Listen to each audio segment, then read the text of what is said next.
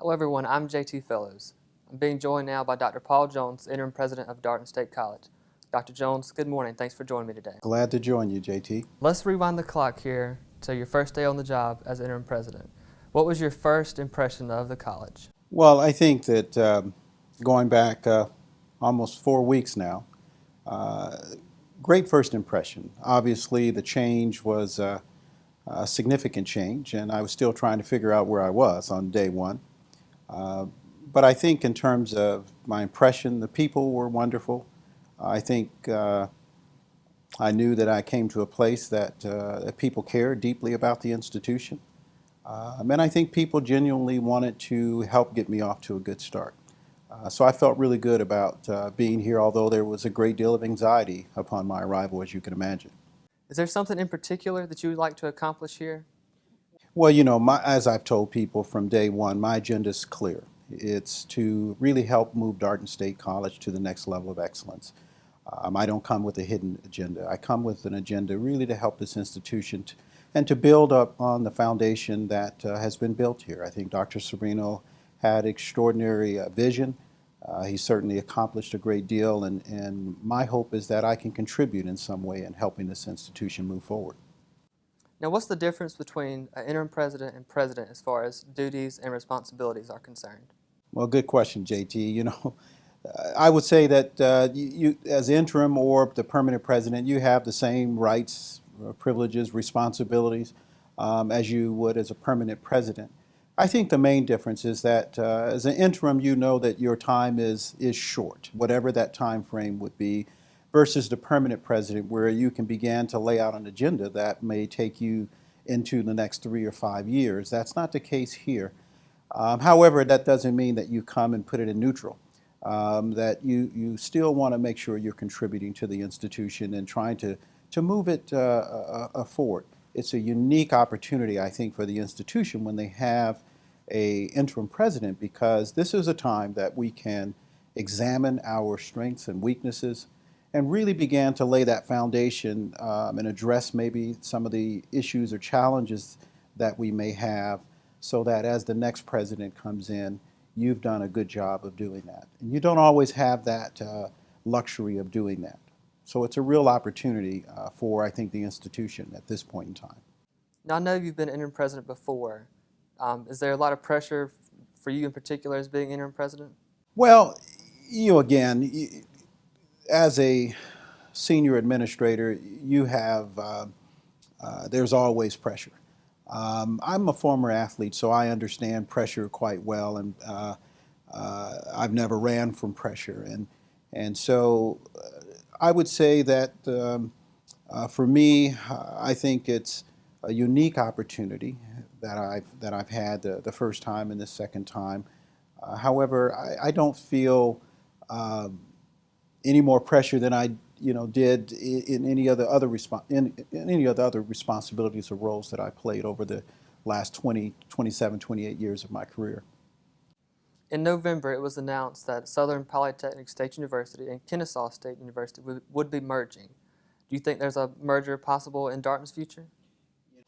Again, I answer this question the same way every time.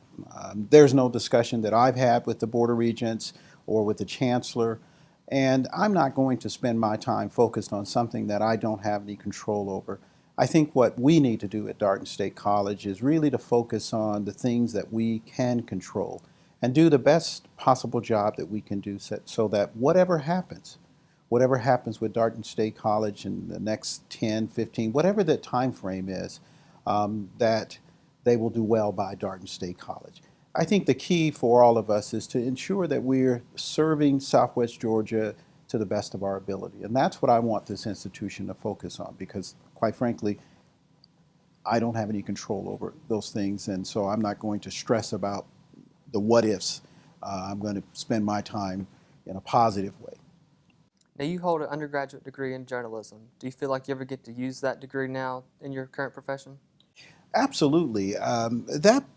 I think I was telling someone earlier, not today, but a few weeks ago, about what impact that's had on me. I think I've used that, just like I talk about my athletic background that there were a lot of transferable skills. And I think the same is true with journalism. I write, I speak, I do a number of things. So while I'm not a reporter per se, I spend a lot of time utilizing those skills right at this moment. So I think that I would say the answer to that is absolutely. Now, you've been in higher education for more than 25 years. Do you know if there's any trends now that could affect the future of higher education? Yeah, there's certainly a lot of trends. I think these are some challenging times for higher education. There's a tremendous shift today in higher ed and the things that we're facing today. I think we're at a critical time in higher education where we have a number of things we're calling disruptions, technology being one of those. We also have to be concerned about the cost of higher education, and certainly Darton State College has done an extraordinary job of keeping costs down. But there are all these things that are going on. The general public's perception of higher education is probably at an all-time low. And so I think we got to build that confidence again in the very people who support higher education. But I do think there are a number of factors that we're facing today that we've not faced before. And certainly the support coming from the state has declined over the years as the state has seen other issues arise, whether it's health care or the correction facility, whatever the case may be. So all of those things, I think, are things that have some impact on higher education. The nursing program at Darton is the only program that offers a four-year program. When will other programs offer four-year degrees? Excellent question. You know, when I came on board, that was the very first question that I asked. And what I wanted to learn was whether or not we have been having these discussions within the campus community, but also if we had any discussions with the Board of Regents.